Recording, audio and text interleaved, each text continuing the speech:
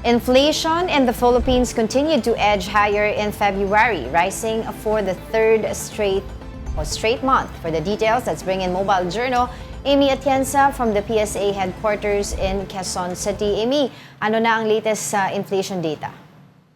Yes, good morning, Angela Diego. Kanina nga ay inanunsyo na ng Philippine Statistics Authority na nasa 2.4% ang inflation na rate ng Pilipinas for February 2026. This is actually 0.4% higher doon sa January 2026 inflation at 0.3% higher kung year-on-year analysis naman yung titingnan natin no, dito sa inflation rate nga. So February 2025, nasa 2.1% lang ang inflation rate ng Pilipinas. So technically, mas mabilis pa rin yung daloy, yung pagtaas ng presyo ng mga bilihin. And actually, yung main drivers nito ay una yung food and non-alcoholic beverages where nakita natin yung cereal products, maging yung mga vegetables and fruits ay may mabilis no na pagtaas ng presyo.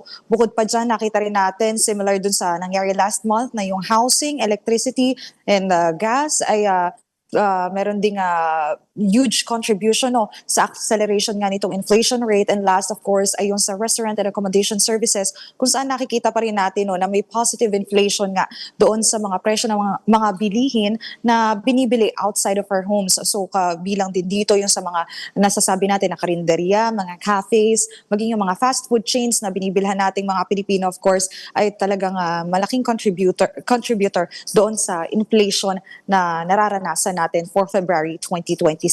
Ngayon na pag-usapan din kanina no doon sa press conference, Angela Diego, yung possible impact nitong Middle East war no sa presyo ng mga bilihin, pero nasabi naman ni Undersecretary Dennis Sumapa na hindi nga sila pwedeng makapagbigay pa ng forecast dahil too early to say, pero sinigurado naman nila na they have to monitor that. At noong 2022 naman daw nung merong Ukraine-Russia war no, nakita din na may increase nga din dun sa prices ng oils, ng petroleum. So titingnan natin and nagsinigurado naman din ang Department of Economy, Planning and Development no na meron din silang monitoring system para nga maiwasan yung ganitong malaking pagtaas dahil nga nakikita natin din sa forecast nitong mga petroleum na napakalaki ng possible increase dahil nga dito sa Middle East war. Yeah, since wala pa naman tayong forecast, wala pa tayong data no sa Middle East war kakasimula lang. Ano yung base price natin ngayon sa inflation basket ng fuel or oil products para at least if ever moving forward may panggagalingan tayo, malaki rin ba impact nito?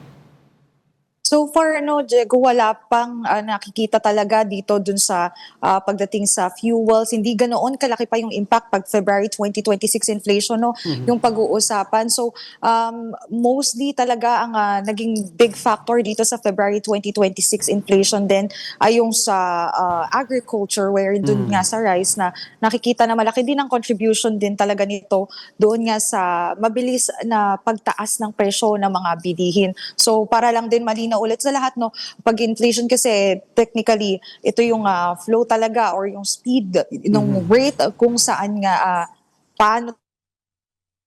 Yes, Amy, medyo nag-freeze. Yes, hello? Yeah, okay na. Go ahead, Amy. So ayun nga, tulad na sabi natin kanina, more on sa agriculture pa talaga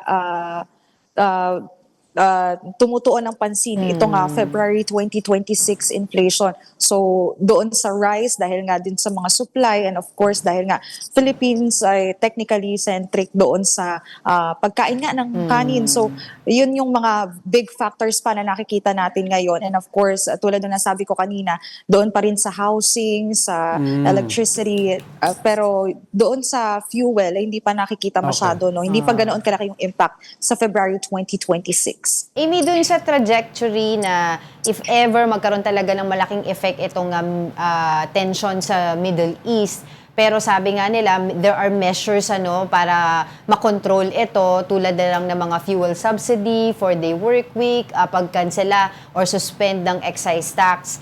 Would this help also ba yung inflation kapag gano'n?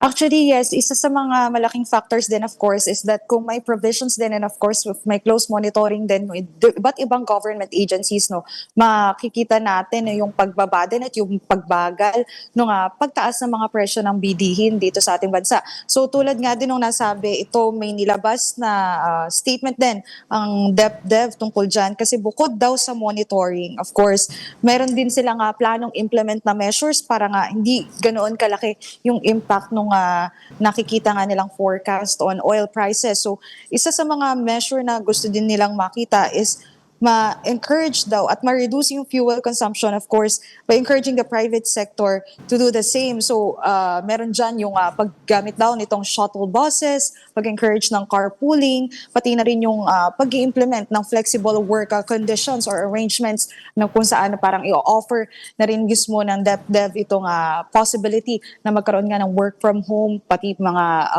yung mga usually nasa corporate offices dahil nga if tumaas ang presyo ng fuel, no, ay tataas din syempre yung presyo ng mga transport services, hindi lang yung mga ride hailing apps, maging yung nakikita natin no sa pagko-commute, no, ay posible rin talagang tumaas yung presyo ng mga yan. So yun yung mga tinitingnan nilang measures para nga ma-ensure na hindi din ganoon kalaki yung magiging impact at para nga masigurado na hindi rin ito makakaapekto ng ganoong kalaki sa inflation rate para naman sa susunod na buwan.